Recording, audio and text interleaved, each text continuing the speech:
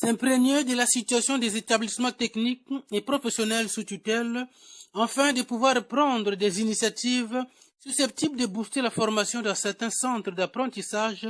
C'est le sens de la première visite du nouveau ministre de l'enseignement technique et professionnel, Ghislain Thierry Manguessa Ebome, ce lundi 31 mai 2021 au lycée Amical Cabral de PK 17, au lycée Alphonse Kintombo de Mansimou, au CT Théophile Mbemba et à l'école nationale des beaux-arts Paul Kamba de Mukuzingwaka au sud de Brazzaville.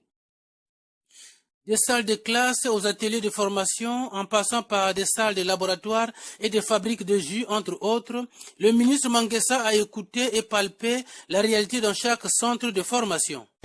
Le constat qui se dégage, c'est que sous la direction du président de la République, chef de l'État, des investissements ont été faits dans ce pays et ont permis de porter notre système d'enseignement professionnel et technique à un niveau appréciable.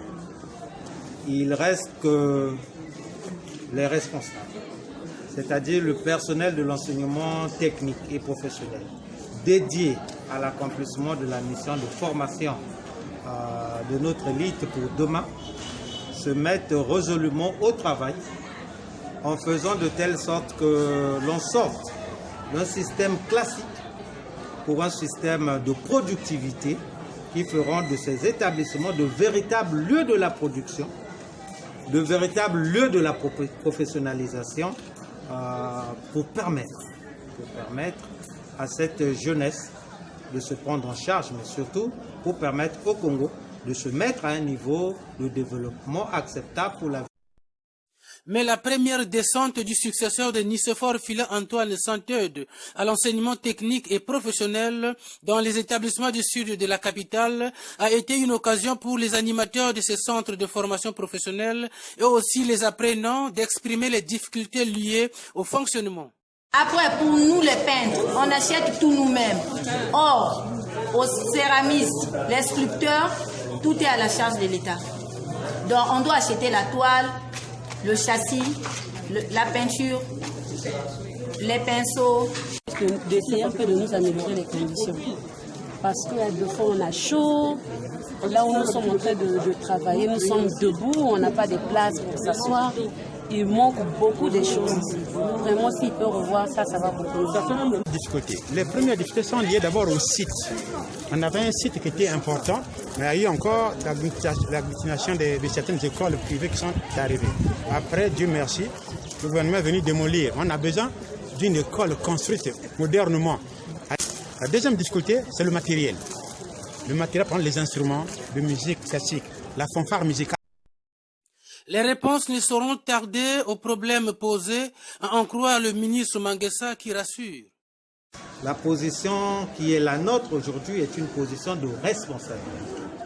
Et cette position de responsabilité nous oblige de répondre dans la mesure du possible aux déléances, aux difficultés et peut-être aussi aux desiderata que nous présente le personnel, les établissements que nous avons visités, et nous sommes heureux et nous pouvons dire que pour le lycée technique agricole Amical Cabral, pour l'école normale, l'école nationale des beaux-arts, nous avons instruit les services sur le terrain de faire de telle sorte que la réponse aux difficultés et problèmes qui nous ont posés participe de l'urgence. Pour essayer de booster un peu le système de l'enseignement technique et professionnel. Le nouveau ministre de l'enseignement technique et professionnel reprendra son bâton de pèlerin ce mardi pour aller toucher du doigt la réalité dans d'autres établissements sous tutelle.